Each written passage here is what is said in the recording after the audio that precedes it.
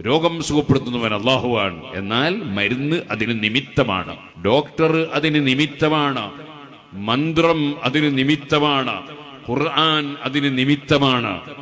നിമിത്തങ്ങളുമായി ബന്ധപ്പെടൽ അള്ളാഹുവിനെ തള്ളലല്ല, അള്ളാഹുവിൽ പങ്കുചേർക്കലല്ല. നിമിത്തങ്ങളുമായി ബന്ധപ്പെടാൻ അള്ളയും റസൂലും പഠിപ്പിച്ചതാണ്. ചിലരെ ധാരണ നിമിത്തങ്ങളുമായി ബന്ധപ്പെട്ട ശിർക്കാവുന്ന അള്ളാഹുവിൽ പങ്കുചേർക്കലാവുന്നത്. എങ്ങനെ പങ്കുചേർക്കലാകുക? അള്ളാഹു വെച്ച നിമിത്തങ്ങളുമായി ബന്ധപ്പെടും.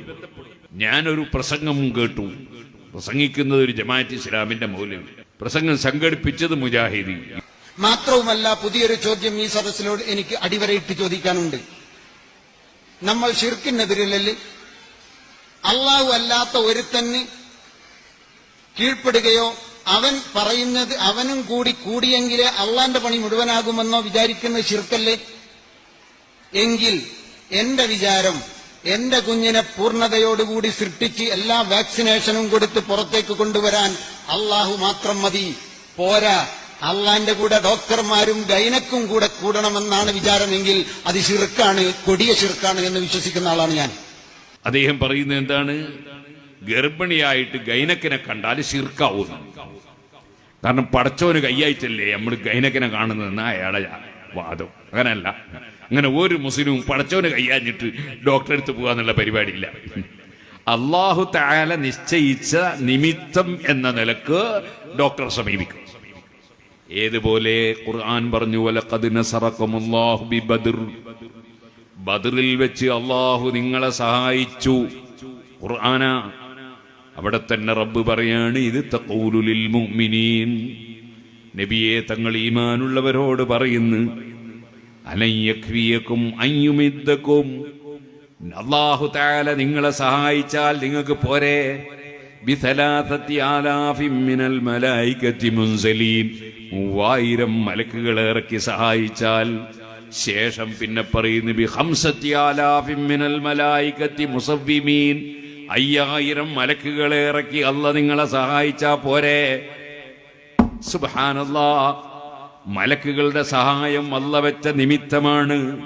ശേഷം റബ്ബ് പറയുന്നു, വമൻ നസ്റു ഇല്ലാ മിൻ ഇൻദില്ലാഹിൽ അസീസിൽ ഹകീം, സഹായം അല്ലാഹുവിൽ നിന്ന് മാത്രമാണ്. അല്ലാഹു മാത്രമാണ് സഹായിക്കുന്നവൻ എന്ന് പറയുന്ന അതേ റബ്ബ് തന്നെ അതേ ആയത്തിൽ തന്നെ അതേ സ്ഥലത്ത് തന്നെ പറയുന്നു 5000 മലക്കുകളുടെ സഹായം. അപ്പൊ അത് അള്ളാഹുവിന്റെ സഹായമാണ്. അള്ളാന്റെ സഹായം അല്ലാഹു മലക്കുകൾ മുഖേന കൊടുക്കുന്നു. അള്ളാഹുവിന്റെ സഹായം പണക്കാര് മുഖേന കൊടുക്കുന്നു, ഡോക്ടർ മുഖേന കൊടുക്കുന്നു, മരുന്ന് മുഖേന കൊടുക്കുന്നു, യന്ത്രം മുഖേന കൊടുക്കുന്നു, തന്ത്രം മുഖേന കൊടുക്കുന്നു.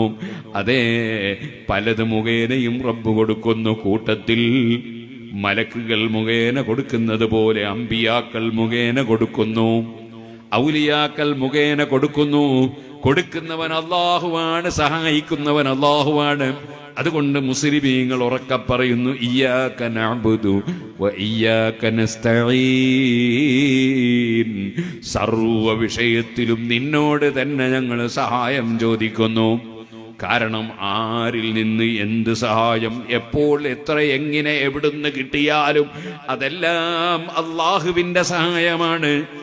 അല്ലാഹുവിന്റെ സഹായം അവൻ പല സൃഷ്ടികൾ മുഖേനയും കൊടുക്കുകയാണ്. അല്ലാതെ അല്ലാഹുവല്ലാതെ യഥാർത്ഥത്തിൽ സഹായിക്കുന്നവനില്ല.